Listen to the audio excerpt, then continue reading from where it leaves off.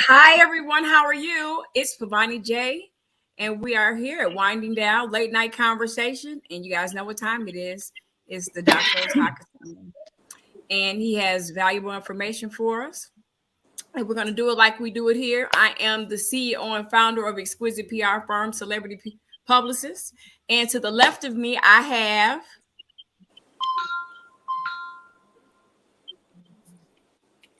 Yeah, my name is Dr. Otaka Dixon.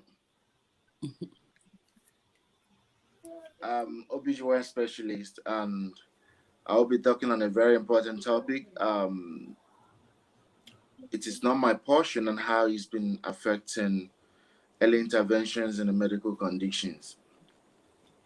And to the bottom of him, we have Lakeisha Sager, LA Keys Financial Services. Hello, everyone. It is a pleasure to be here. And to the right of me, we have, or is that the left? Jacob W. Anderson, aka King Jacob, music executive, motivational speaker, business consultant. Welcome to the Winding Down Show, late night conversations featuring celebrity publicists Pavani J. Welcome once again. And tonight, you guys, we have an awesome show with Dr. Otaka. You guys know every month at the end of the month is Dr. Otaka time. And what Dr. Otaka does for us in our basis is he is all the way coming from Ghana, you guys. He may be in Dubai, he may be in Nigeria, he may be in Ghana, but he's coming all the way from over there across the seas to give us valuable information, letting us know about our bodies, our minds, and our souls, about relationships, and about our health issues as African-American men and African-American women. So I would like to give him my undivided attention. But tonight we got a little special segment going on because it's Saturday night. Winding Down is usually on Sunday. This week, Winding Down will be on twice this week. So we'll have a show tomorrow night too. You guys tune in at 10 p.m. 10 p.m. Central, 9 p.m. Central Standard Time, and 10 p.m. Eastern Standard Time. But tonight, what's so special about this show is Dr. Otaka has some family members here who will introduce themselves here shortly. So I'm gonna let you introduce him. Hi, sir. How are you? I'm good. And my name is Dr. Abai Carlo, retired from Emory University Hospital here in Atlanta after 36 years as a clinical pharmacist. So Welcome. I'm retired 2 years. I retired a year ago. So Welcome, Dr. Otaka. You just filled us up with a whole lot of doctors. I thank you for that. And we have another guest. Thank you, Dr. Otaka. And welcome. And your name is? My name is Bertha.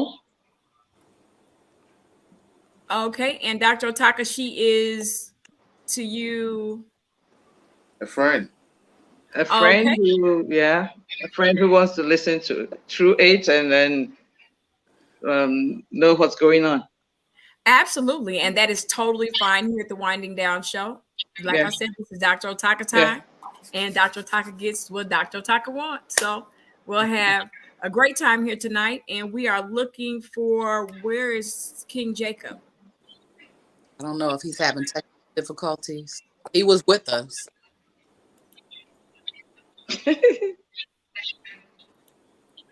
There we go. Make us a little bit larger so people can see us. Keisha, can you please message him? Okay, Dr. Otaka, go ahead. You can have the floor. Yeah. Thank you very much. I'll be dealing on a very important topic. Doctor, we can barely hear you. I said, thank you very much. Can you hear me now? It's kind of low.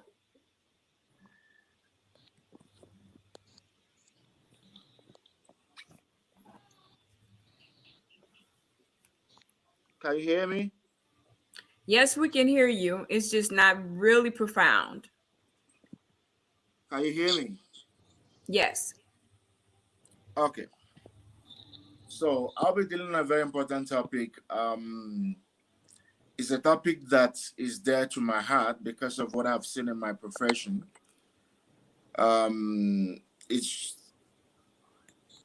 sometimes when the women, the men, the clients say it's not my portion in some part of Africa, and the result is usually a disaster when it has to do with early intervention in terms of medical conditions.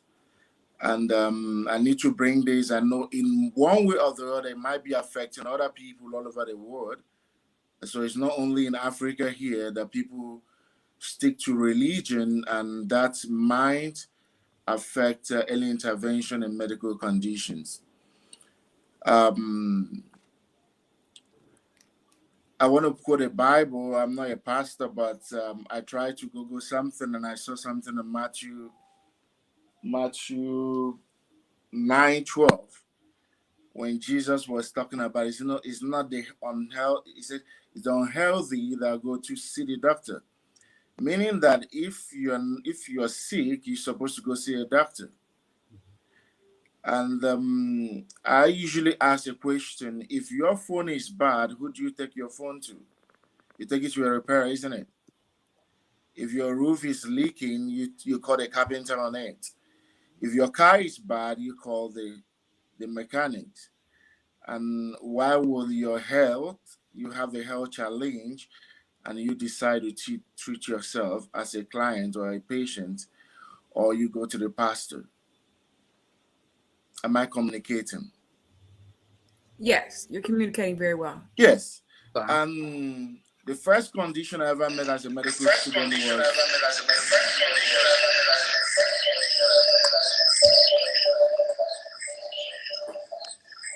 can you hear me?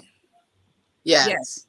Yes, the first condition I met as a medical student was when I checked the BP of a pregnant woman, and the BP was 150 over 100.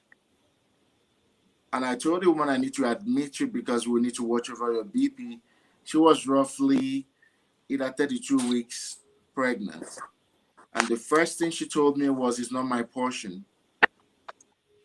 And that word hit me. I said, look, she went ahead and said, my husband wouldn't know I'll be on admission and all that. I said, yes, if your husband looks for you and can't find you, will definitely come to the hospital. All my attempts to convince this woman to get on admission was abortive, and she went home. When she went home, fortunately for us, we were still on duty that the same day. She appeared 11 p.m. and the BP has shot to 180 over 120. From 150 over 100, the BP went to 180 over 120. And at that point in time, she was having blurred vision. She couldn't see well. So when we examined the woman, the baby already inside the woman was dead because the baby couldn't stand such high BP. She had what they call preeclampsia. Oh, wow. So we went in, took the baby out, and then she had a complication called DIC, because that is what the preeclampsia will cause the DIC, disseminated intravascular coagulation. And that made the woman to start bleeding from every punctured site, including the cannula site, including the C-section site, and she was also having epistaxis, bleeding from the nose. Wow. And the best way to stop such condition is to give blood products and then coagulation factors and all that. And everything we were getting that day was old. And we got 2 units, 3 units, they were old blood. And then she was giving some clotting profile to allow the system to begin to clot. But unfortunately, she wasn't clotting. I went in the first time and I donated a unit of blood to this because I'm O negative. And then the next morning, she has bled out. And I was like so concerned. I was getting my other classmates to come donate blood so that we can save her. while I was taking them to go donate blood, a lot of them were scared. It might be HIV or one screening positive for any sexually transmitted diseases or something. And then while I get you to go donate blood, somebody is zooming out again. So I was so frustrated and I wanted this woman to leave. I went back again after donating blood at 2 a.m. I went back around 10. I said, I want to give another unit of blood. And then they said, I can't donate another unit of blood. I said, no, I need to donate to save this woman. And the boss came on and asked me of my weight at that time. He said, you can still donate. So I gave another unit of blood, and she succeeded in taking like 9 units of blood products and all that. She had acute kidney failure, and then we lost her. Now, this is the lady that had the baby? Yes, the baby was dead, and we lost the woman. If she had listened to me at 150 over 100, and she had abandoned that is not my portion, she would have lived today. I cried like I wept like a baby as a medical student. And since that, I changed everything about my profession in following being sentimental in my management. Then another issue that came up with the BP was also a Nigerian here in Ghana. She was 41 when she got pregnant. She had like one child 7 years ago. And when I met her in the first trimester, I told this woman that, look, because of your age, that is a risk factor. There might be BP in this pregnancy. There might be diabetes in this pregnancy. But whichever one that comes first, we are capable. We're going to manage your condition very well so that we have good outcome. And one thing people do, you are pregnant, then you register for antenatal, and then you went ahead to go register with your pastor. I'm not disputing you shouldn't let your pastor know that you're pregnant and all that, but I'm the boss in charge. Correct. So do not manage me with your pastor. Because I've been to medical school, I have read biochemistry, physiology, anatomy, embryology, biophysics, chemistry, all that is in my brain. And your pastor hasn't read any of this. No. And wouldn't know the pathophysiology concerning the pregnant woman, the baby, and how they form and all that to the time I'm managing you. Right. So luckily for her, the pregnancy came in, the hypertension came in at 26 weeks of gestation in the second half of the pregnancy. And then I wrote some medication. I said, start taking this. She took the medication I wrote. She had a side effect or something of headache, and she stopped. She never contacted me to say, okay, this medication gave me headache. I would have changed that to another medication, which could be good for you and your baby. Right. The next time she was appearing, she was bloated. She was a lot of fluid, leg swellings, facial puffiness, and all that. And the first question I asked when I took the BP was quite high. Have you been taking your medication? She said no, but it gave her a headache. But why didn't you tell me? Right. You got my number. One thing I do is I always distribute my number to my client because they could call me anytime. So when I did that, I called the husband. I said, your wife is stubborn. If I put you on medication and you're not taking it, you just call me. And you need to control how, and then we started managing on an outpatient basis. And she came back next 3 days and the BP was fine. We'll continue managing. When she turned 8 months, which was 32 weeks, I said, madam, your BP is 150 over 100. I need to admit you. In case anything shoots up now, we can deliver the baby. She said, no, it's not my portion again. As I hate that language, it's not my portion. And who's going to take care of my young, my 7-year-old girl? This, that. I said, give me your red book. So I wrote, she denied or she refused admission. And she said, "Oh, I'm going to come back in the next day." I said, "No. At this time, we need to admit you, monitor your BP regularly, and see what we can make out of it." She refused and she went home. It's called client autonomy. You can't really force any client to do what they don't want to do. Right. But I can suggest to you on what I want you to do to have a better outcome for you and your baby. She went home. 2 weeks I didn't see. I'm a very busy man. So if you don't call, I might not remember. So 2 weeks, apparently she had a dream. And in her dream, I told her baby was dead. Mm. Then she called me in that morning and said, "Oh, are you in the hospital? I'm coming to the hospital." And I said, "Yes." She came and I checked the BP. The BP was 120/80. I said, "You are still pregnant and your BP has come down to normal. It is not possible. There are two things that have happened here. Either your baby is dead or the placenta has failed." Then when it was time for examination, I examined and I tried to listen to the heart of the baby. The baby was not alive. And I said, "Okay, go do a scan." She went downstairs and did a scan and brought back the scan. And then I said, "Your baby is dead." She said, "No, I cannot believe on your testimony." And that is word from usually the pastors. "I cannot believe on your testimony." And I said, "Where are you going? Where, where are you going?" And she disappeared. And I said, "Okay, when you go and come back, you come back to me so that we'll plan how to deliver your dead baby." And then immediately she left. Within 2 minutes, the husband called. I said, "I told you your wife was stubborn. Your baby is dead." And then I dropped that call. Somebody called me from US. Said, "I'm my sister." I said, "Your sister is a stubborn client." Another one called me from Nigeria. I said, "Your sister is a stubborn client." Because I'm very passionate with what I do. Mm-hmm. My aim is to make baby and mother to live.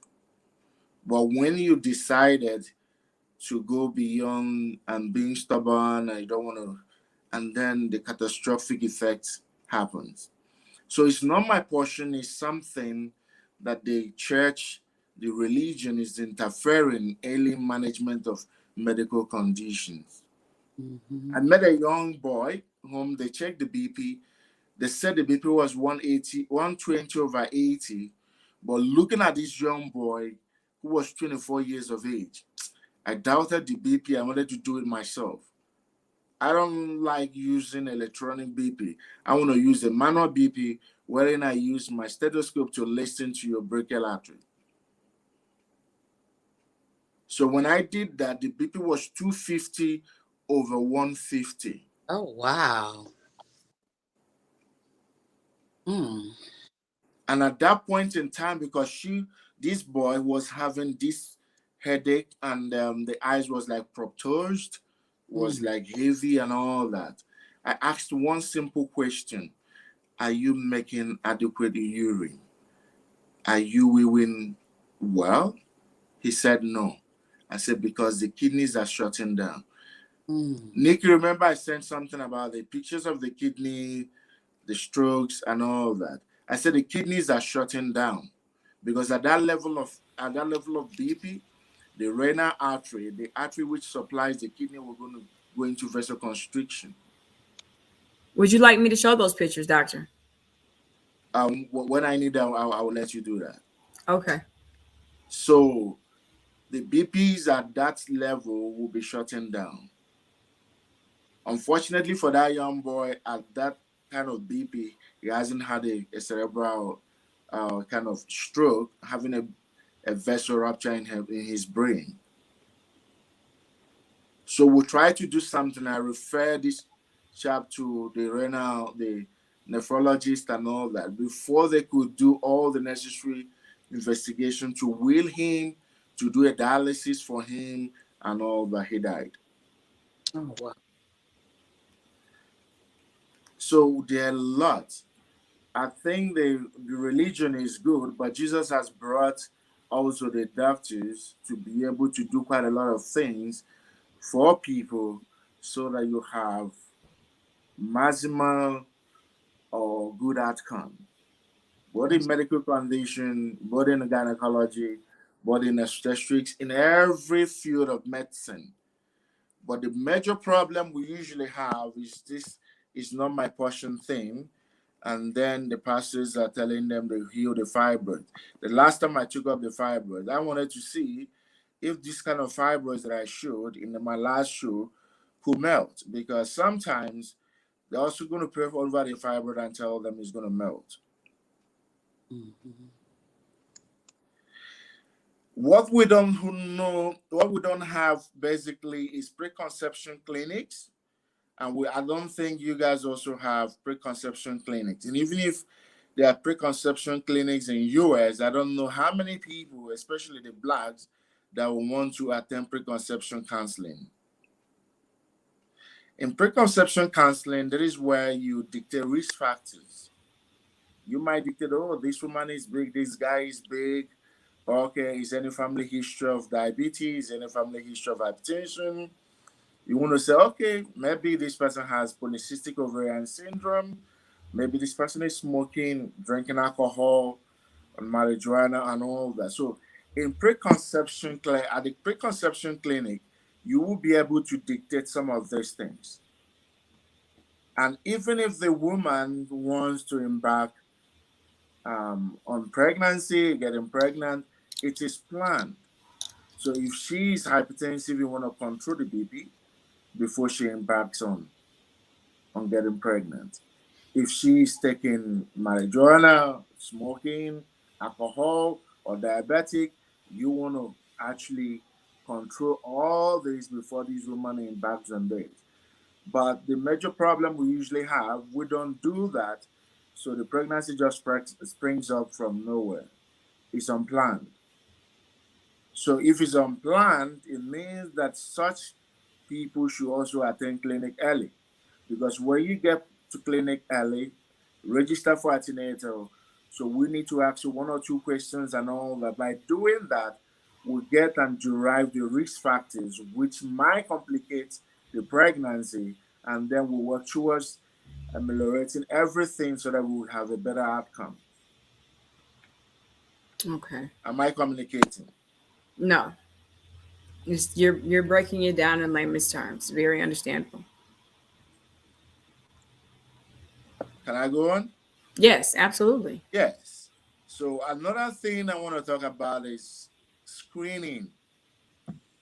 We don't do screening here in Africa. So many places, the women don't even go coming for pap smear. So that's why I wanted you to show something on the service. I wanted to show something on the service if you have it there.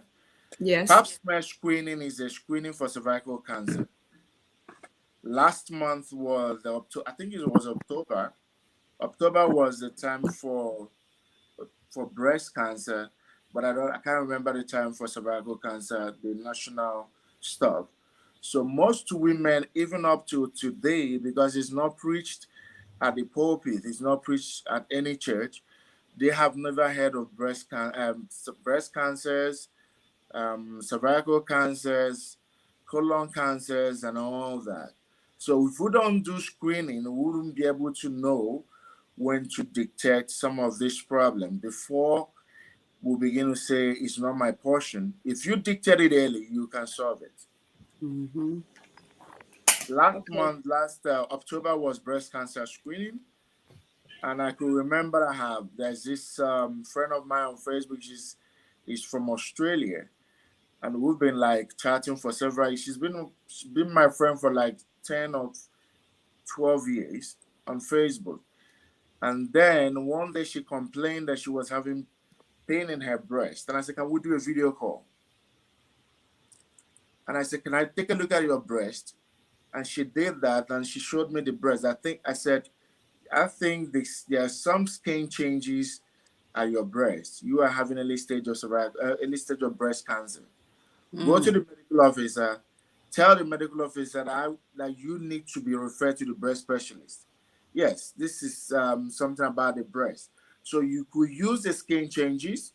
You could use the dimples and all that. You call it the Puja ranch. Let's see. If you look at this breast, is looking like the back of an orange. So that's the pudorrange. That's the pudorrange appearance of the breast. And I said that you need to see this breast specialist. And when she went to see the breast specialist, and they looked at it, they did an ultrasound scan, then MRI. They were able to dictate that she had just early stages. So they had a kind of excision, which took away that. She didn't even take any chemo, and she's still alive today. Thank God. The breast aspect has healed and all that. And I'm dedicating this for my sister who fought breast cancer for like 5 years. Mm. And it was also dictated early. But when I told my sister I needed to come and all that, she went ahead listening to several people. And another people I don't like in Africa, they call them they say. I know it might also be existing in America, that where people don't go to medical school, but they know everything about health. Right. They say this, they say that. Right. And my sister disappeared for 1 year. By the time she was coming back to me, it has infiltrated into, there was some little spread into several other organs. Mm. So this aspect wasn't as a result of not my portion, but it was as a result of, they say, listening to other people who are not medical doctors. Right. Once you have a medical challenge, do not go to Google and start reading that. We never read Google. Using 7 years to study in medicine is enough, and leaving medical school, doing extra years, coming to postgraduate, finishing with that, going more and more and more and more. Google will not teach you that. So once someone complains to me of a symptom, my brain is already running helter skelter to be able to picture one or two things about that. One woman called me, and she's hypertensive, she's diabetic, and then she called that she was vomiting after eating. The first thing I asked was, what is your BP? She said 140/90. I said 140/90 will not take you to that level. I need to see you.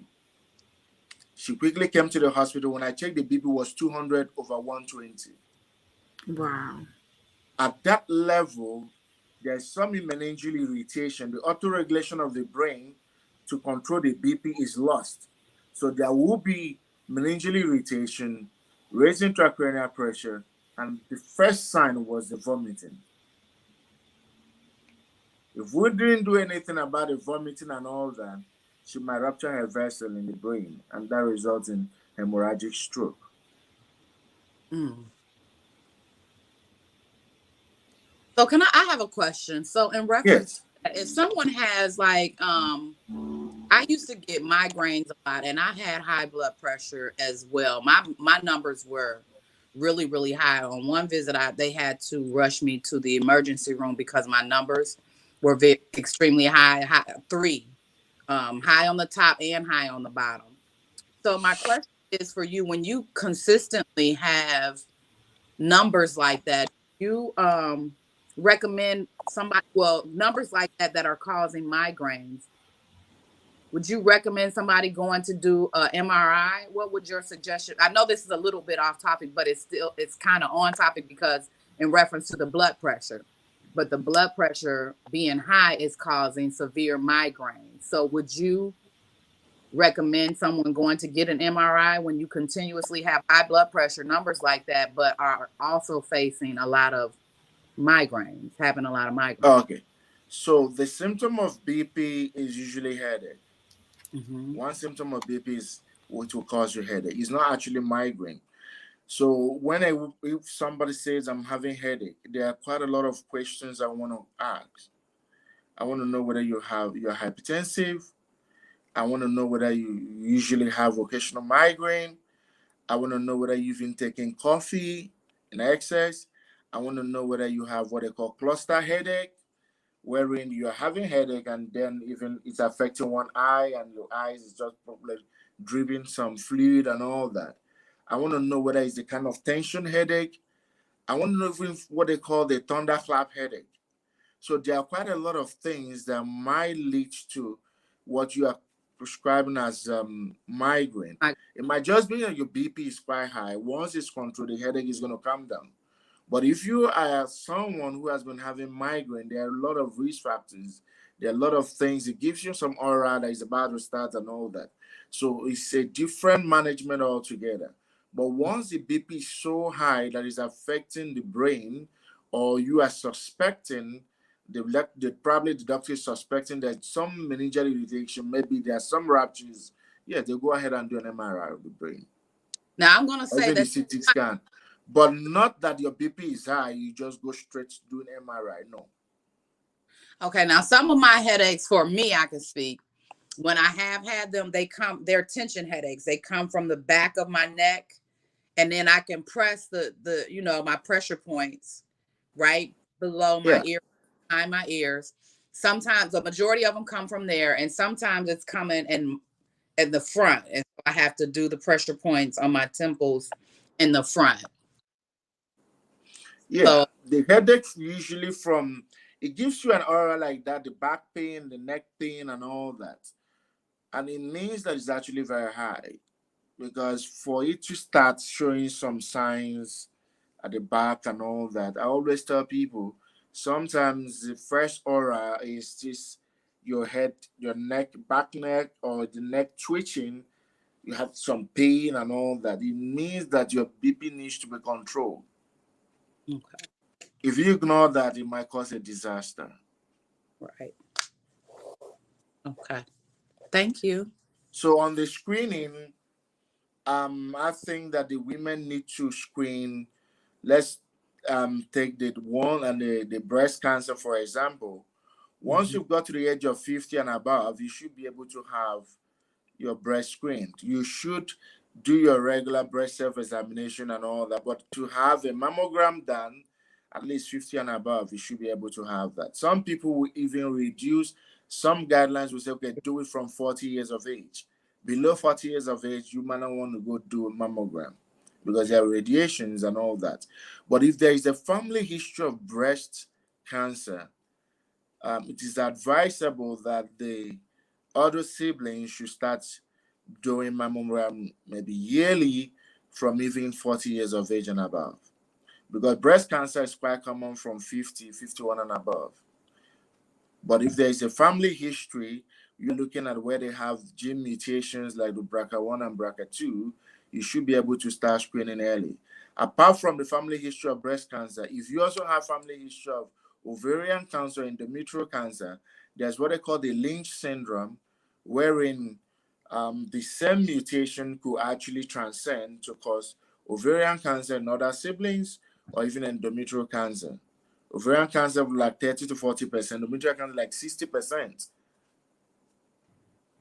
And that was exactly what, even for the guys, if there is a family history of Lynch, like breast cancer, ovarian cancer, the guys have to be screening for colon cancer or colorectal cancer.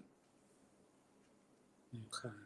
So for the guys, King, for every guy who is listening, or every man who is listening out there, once you hit 40 years of age, you should have your first colonoscopy done. And what are the signs that you may have? You may have colon cancer, or you may have. Even if you don't have any sign, once you hit 40 years of age, you should have a colonoscopy done. If you have a history of colon cancer in the family or colorectal cancer, you should start it early. From 38 years, you can do that. There are a lot of symptoms that could give you. When someone poo-poos and then you see blood in your stool, please don't take it. Don't say, oh, maybe it's bile, and you start making diagnoses on yourself. You need to approach a medical doctor. They need to put in a probe. They need to just look at your colon. Some people might have some polyps. Sometimes if they look at the colon and they see some colonic polyps and all that, that is normal. But you could still see some polyps which has some malignant potentials, and something can be done early. Okay, so and there are a lot of risk factors to this. So if you are type, you're big, and you're consuming a lot of carbohydrates and all that, low low vegetables, fruits, and all that, you are predisposing yourself to colon cancer. If you are consuming a lot of red meats and all that, the barbecues and all, they are carcinogenic in a way. For someone who has a propensity of developing colon cancer, you are predisposing yourself to getting that. Before I could eat a whole chicken, I love meat. But as I'm growing, I'm going to talk about that in some other time. But as I'm growing, I've started leaving all that, going more on vegetables and some other white meats and all that. Okay, so I have a friend, and right now this is an issue about they sent me pictures of them vomiting up blood. Not them vomiting up blood per se, but they showed me the pictures that they vomited, I guess, just walking down the street. They got sick, vomited twice, 2 huge piles. I said, I think you need to go to the hospital. There's something wrong with your stomach. From that point, and I know they're watching, from that point, they have been extremely weak. Low urine, or when they have to urinate, it's like a frantic attack. Oh, I gotta use the bathroom. I gotta use the bathroom. In so much pain. And the doctor said that they had an enlarged prostate.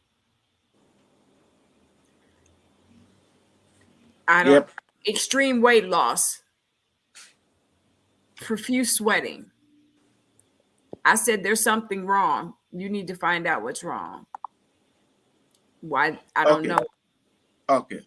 So for every man, the only cancers we could come in contact, which is common, usually prostatic cancer and the colonic cancers. Once you get to the age within 40 to 45 or 40 to 54, you should be able to at least have prostatic, the PSA, which is prostatic specific antigen done to check your prostate. You can even do a prostate scan and all that. And it's just that the men don't actually go checking all that. And by the time they're presenting, they already have an enlargement. And some of them are already having cancers in their prostate. So with all that, cancer of the prostate, you could have even the bloody urine, you could have a lot of, and because of where it's situated, there's an easy spread even to the organs, like even the colon and other places. Prostatic CA can even spread even up to the bones and all that. So cancer is something that if you detect it early, something could be done. So if somebody is pooping and you're seeing blood, why do you want to stay at home? Right. Why would you want to stay? I didn't understand that. Don't make diagnosis by yourself. You need to see if it is Bowel, what we call hemorrhoid, or something else. Right. Well, they said that they had blood in their stool, and they are over 50. They are 50, around 54. So for someone 53. who is having that, the Bowel will even come to middle age and all that. But over 50, I should be thinking, oh, could it be a lower uterine bleeding as a result of colon cancer or as a result of Bowel? There are a lot of things going through my brain. So the best bet for them is to see the surgeon. Let them just do a colonoscopy. You know, that's actually what killed, to his blessed memory, the Black Panther actor. Yes. If the colonic CA was dictated, maybe first stage, because definitely to give you a sign. But when you're making diagnosis and all that, you wouldn't be able to present to the hospital early. So sometimes it could give you abdominal cramp, then you start making diagnosis. Maybe I have an ulcer, maybe it's because I'm not eating well, maybe because of this, that, a lot of things are going through your brain. While it's going through your brain like that, I will encourage you to see a doctor. Yeah. I mean, don't and there's stay at home. There's if moaning. Your car like spoils, you call a mechanic. You don't go working on your car. If you had a health issue, call the doctor. when you're They talking send to them, yourself to the hospital, yeah, when you talk and to it will him, be he's like, sorted out, because there is no need for a cancer to be detected at very late stages. The prognosis is quite low. The prognosis is very poor. In as much as you're going to throw in all things you want to throw in, but still the prognosis is usually very poor. wow. So the men should do colonic CA screening and also do their prostate screening. The women should go ahead and do the cervical cancer screening, just ordinary pap smear. Just a gynecologist putting a speculum, looking at your cervix and all that. Taking a pap smear could save you a lot. Mm-hmm. And the pap smear should be for the young girls from 25 years of age. Once you're sexually active from 25 years of age all the way to 49, you'll be doing your pap smear every 3 years. Once it's negative. Once you hit 50 and you happen to do your pap smear and it's negative, you do it every 5 years to the age of 64. 5 years. You're So 50. Just 5 years. And is this something? And you know, coming here, seeing some women at the age of 60 with cervical cancer is something heartbreaking. mm-hmm.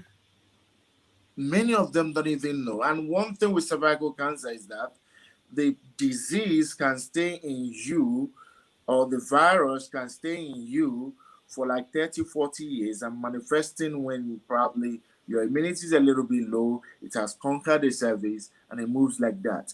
So there are a lot of risk factors to contacting cervical cancer. One is early stages of having sexual intercourse. Our women are having sexual intercourse at 13, 14, 15. Oh, it's youthful exuberance.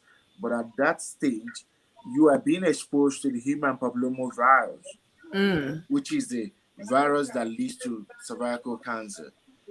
And you Wow. have the higher strains like the 16 and the 18 and 35 and all that. There are more than 150 viruses, strains in that human papillomavirus. So, Dr. Otaka, The ones which are not that aggressive, yes. is there any type of nutrition that women can put in their body to prevent cancer when it comes to cervical cancer, when it comes to breast cancer, when it comes to any type of cancer?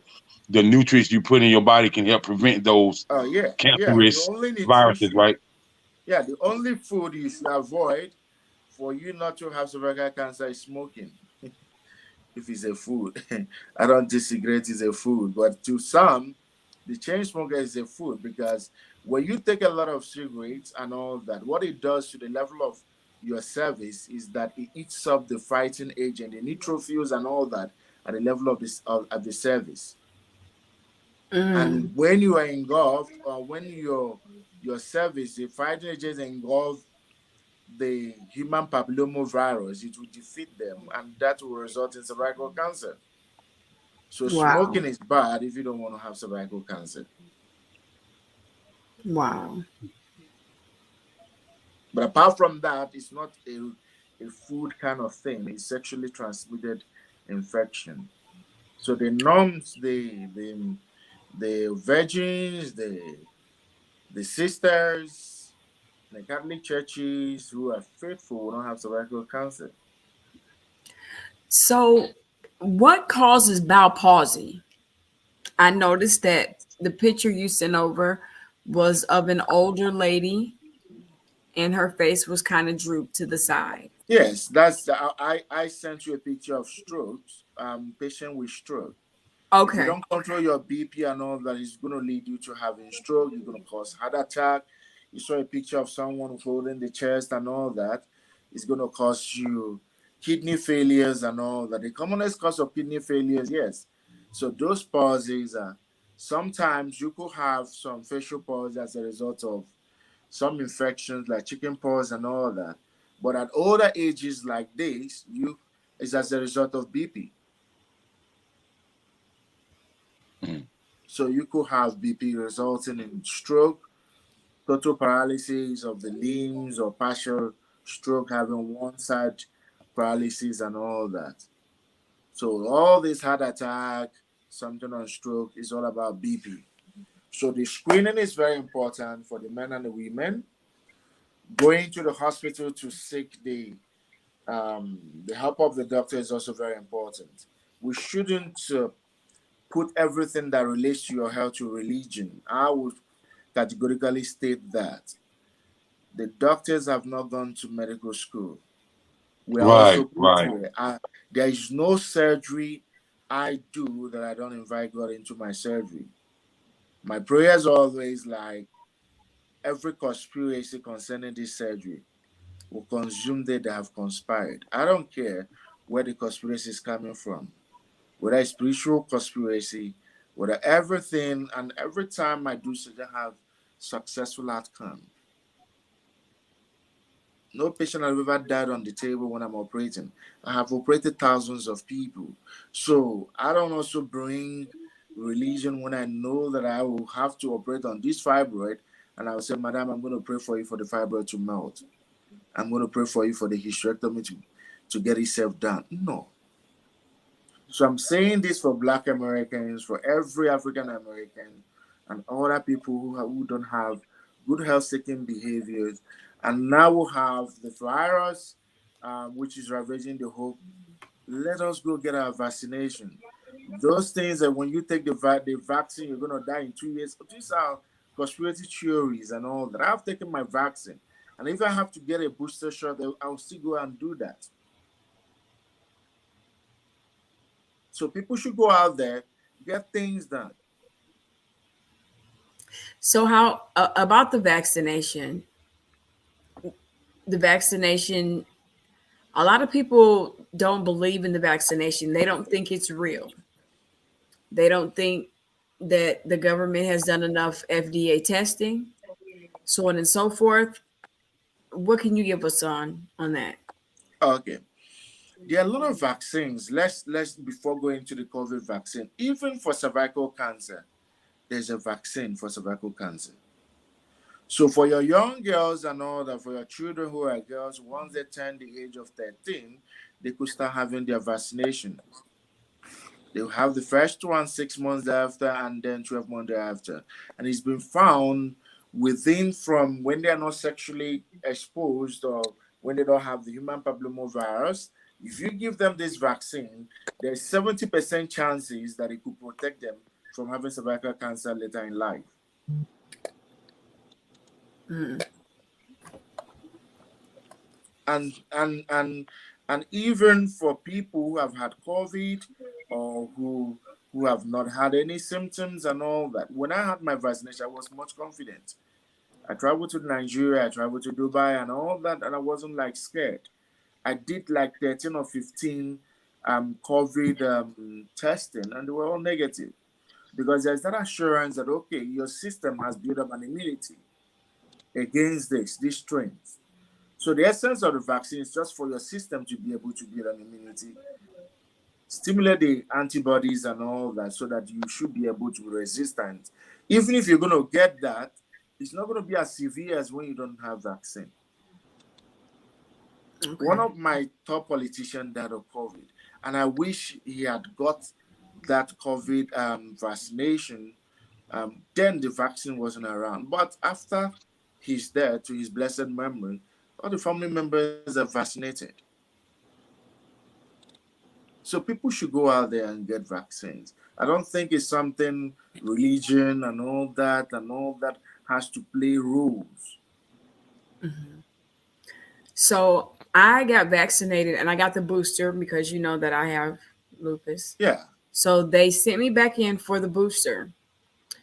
I got a telephone call. I had to go with surgery that I had to do an x-ray just to make sure, drink the fluid to make sure everything was still connected right. And they said that my lungs looked like I had COVID. We did the COVID test. COVID came back negative. I think we were talking at that time. I think I called you right away. Like they said I have COVID, whatever. I was upset. This is after the booster. Okay, so that's 3. Then they had me come back. So I've been vaccinated 4 times. I'm only supposed to be vaccinated 3 times. My pharmacist said, do not let them give me another shot at all because that's way too many. I don't know what's going on. I still caught a cold. Like I was sick. Like I had a cold last week. I just had a Z-Pack because I needed it. I was like full of congestion and everything, and it was Okay. horrible. There are some cough as a result of allergy. Even the period I had COVID tested like 15 times, I was coughing because I had this wet shoe and I used a polish, the spray, and like spray on my distance to make it smell good and shine and all that. So I was exposed to this spray, and that led me to having like almost like 2 weeks cough. Wow. Doesn't mean I was COVID positive. So you might be exposed to some certain things. Does you be coughing and doesn't mean that you're COVID positive. So I don't Well, want you to be worried. It might just be an allergic cough, something, or you're being exposed to something that irritates your system and that might result in cough. well, the hypertension medication, the hydrochloride makes me cough. Yeah, Mm. there I are don't know some why. medications that do. Which Even one? some antihypertensives, like the ACI inhibitors. My uncle is here who is a pharmacist. He knows Mm-hmm. about one of the side effects of some NCI inhibitors, like the lisinopril, like the captopril, like the other prils. It can give you a dry cough. So Mm-hmm. once you stop on that medication and switch over to another, the cough just fizzle out. Mm-hmm. Does he want to speak?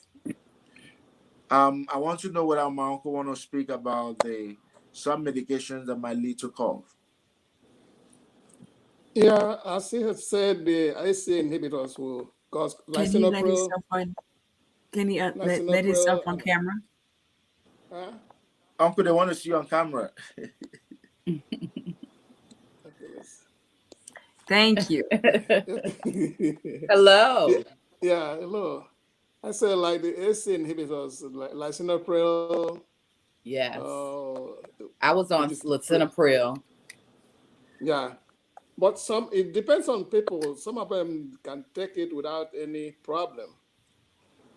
Um, but mostly the ACE inhibitors will cause, and the coughing is mostly prominent in women. I don't know why, but women experience that. But men, I have not seen any person having cough with those ACE inhibitors. But most of the time, the women are the ones we see having them. So Wow. then hydrochlorothiazide, I've never seen any person with cough with hydrochlorothiazide. It's the diuretic. I don't think it will cause you any cough. It might be something Every else. time I take it, I cough profusely. Do you? Now I'm on The, hydrochlorothiazide. I don't cough on that, but the lisinopril, I did. It was a dry cough, yes. and I needed water on my counter at nighttime. I would wake up. I needed water on my dresser to drink at night. It was horrible, like I was a smoker. Did they Yes, that's switch the type you? of cough it is. Did That's they switch you exactly. over It's to a any other it's a thing? hacky dry cough. Yeah. Yeah. Yeah. Yeah. But did they switch you over to something else? Yes, sir. They did. When I wasn't even on lisinopril long because I had heard that well, if you get on that, you might want to have them change it because you have a dry cough.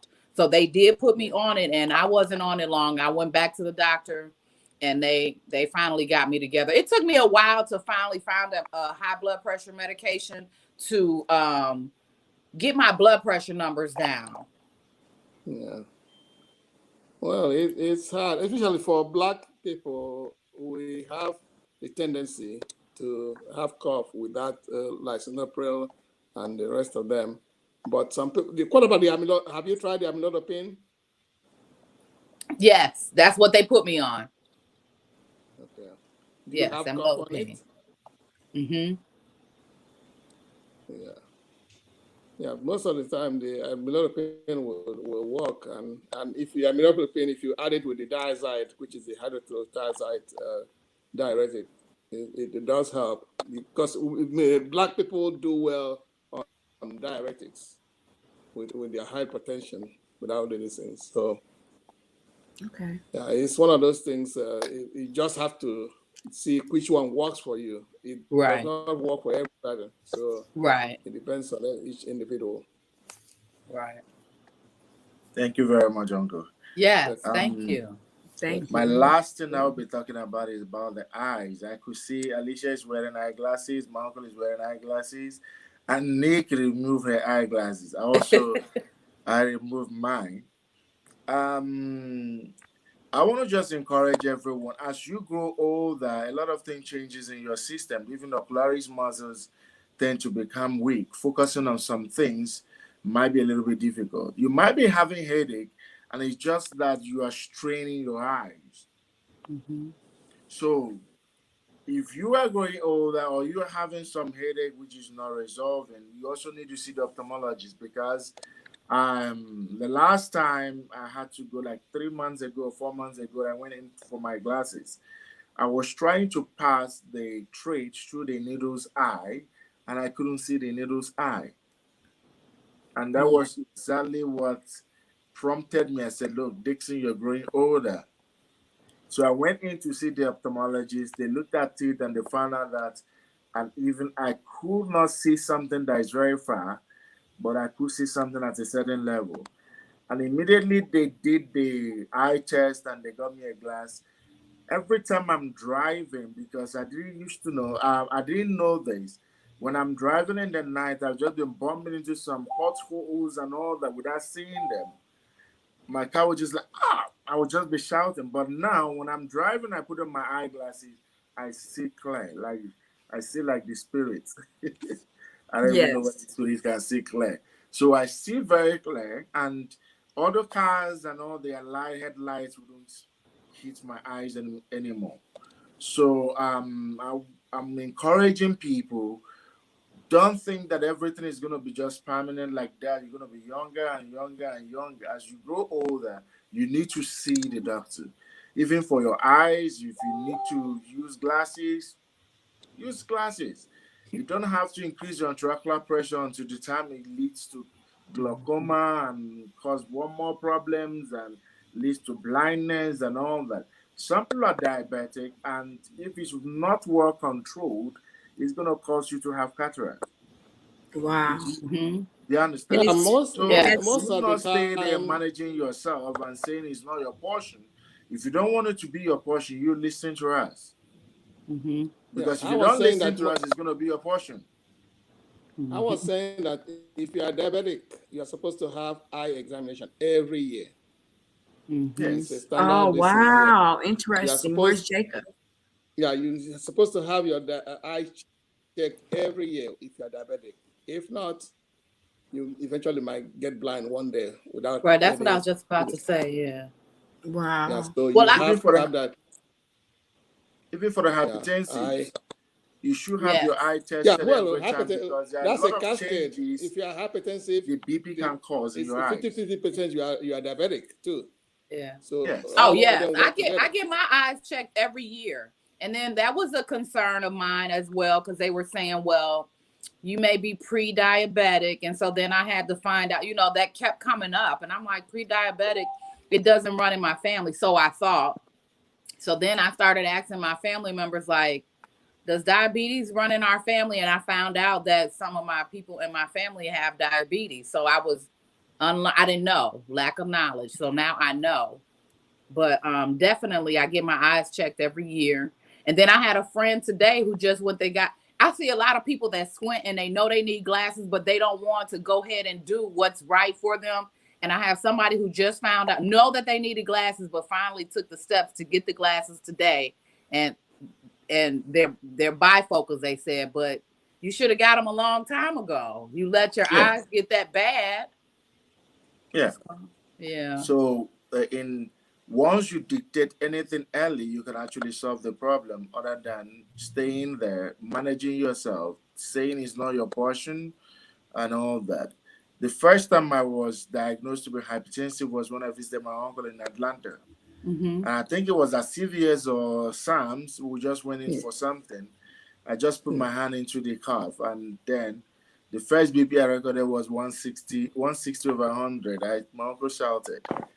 And since then, he placed me on medication I didn't say it wasn't my portion that I'm young Right. not to have blood, because that was like 12 years ago, 13 years ago. I wasn't saying like I was, but since that I've been taking my BP medication, because it's better to take the medication for life than to have disability as a result of stroke. Absolutely. Absolutely. My blood pressure has Yes. gotten better though, because I was on a lot of different pills and now I'm just like I'm on one pill. So I thank God for that. It's gotten better, a whole lot better. Yeah. And that's how life has been for me with the weight loss and the lupus and the.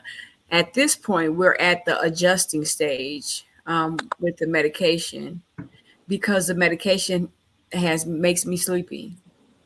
And when I was heavier, it didn't. Massive weight loss. Now it's like an uncontrollable tired when I take the medication. I can't stay awake. I'm just like out of it. And it's a horrible look. I try to fight it, but there's nothing I can do. They just gave me something different like 2 days ago, and it's working pretty well. I actually haven't gotten a lot of sleep. The I've been last up thing for I'm gonna like, say that could break you guys was I had a client who was having vagina itching for the past 6 months, and what? they had visited 3 doctors, and they wrote some pastries. They put women on some antibiotics and all that. And 6 months, she was still having every time. It was very embarrassing that she would be itching every time. And then the friend said, "Are you sure that your problem is not spiritual?" And where they went to see they went to see a pastor who gave them anointing oil and gave them a vortic. There's a bottle of water. She should drink that. It's gonna stop. And she did that. It wasn't stopping. Lo and behold, what she actually has is not something common in Africa. She had what they call lichen sclerosis. And it was when I was doing my Royal College exams and all that I got to see some of these diseases. And then immediately she walked into the office and she was narrating her ordeal. I looked straight into her leg, to the leg, and I saw some vertigo spots. So I started laughing, and she was like, "Is it that what I'm saying and you are not following, or you think it's very amusing, or you think it's very funny?" I said, "No, because all what you are thinking is not going to be solved. This is not an antibiotic problem. This is not a pestry problem. This is not that you have an autoimmune disease, and we're just going to prescribe only one cream. And in 3 4 days, just tell me whether you're feeling better with the cream. And when I got after examination, I said, "Oh, I think you have lichen sclerosis. You just need to use a clobestazole." And And that's the the, dryness. That's the dry vagina, right? yes, it was itching. She didn't even know where it was coming from. And then she used that cream, and the whole thing vanished till today. So Right. please don't stay at home treating yourself. Don't go in, don't call every medical problem a spiritual problem. We Right. are here to help. Right. When I was diagnosed with hypertensive, I didn't say my uncle is not my portion. No, he just recommended a medication and I started taking that. Always go to the hospital, Right. always visit the doctor.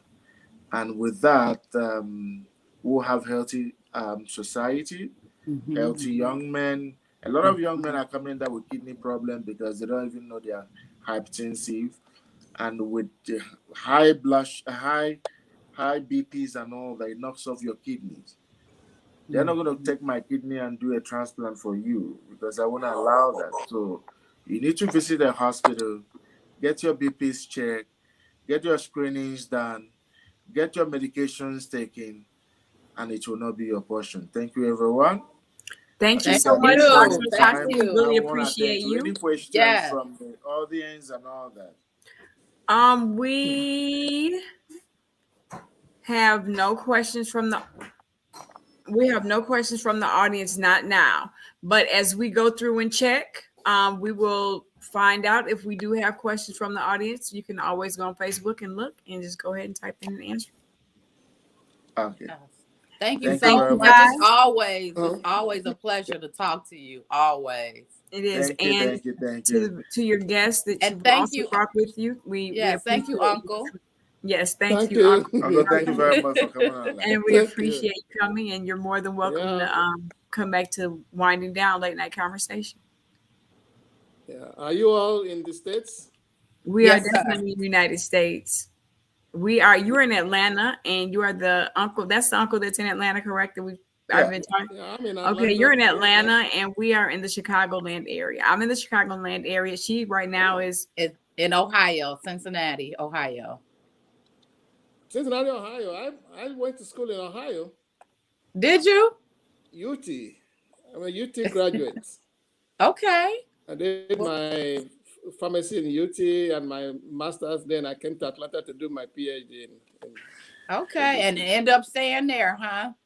Yeah, I've been here for 40 years now. Really? Yeah. Well, we could have She's used an you elder here. We could have statesman. used you here in Cincinnati. Well, but- I've been begging. My daughter went to UT also. Okay. She's in medical school now. Okay. Yes, sir. So do you come and visit her, or she just comes back and visits you? No, she graduated from there. She come back to you. I regard Ohio as my town.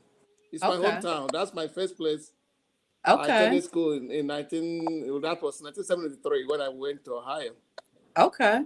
So I still have a lot of people there, and Toledo is my hometown. Okay. Yes. I haven't been to Toledo in a while, but I have a cousin that's there. Oh, I gotta go to sleep. You have a nice he said evening. he has to go to sleep, you guys. He's on call this weekend. Oh, okay. Okay. So we'll go ahead and close down Winding Down. You all and have a thank nice you guys. evening. Yeah. And I will be back tomorrow. You guys will Yeah. see Ellie Keys tomorrow. Yes. And I'll be back tomorrow, and you guys will see you guys then. Stay tuned and chime in. Thanks so much. Good night. Good night. Good night.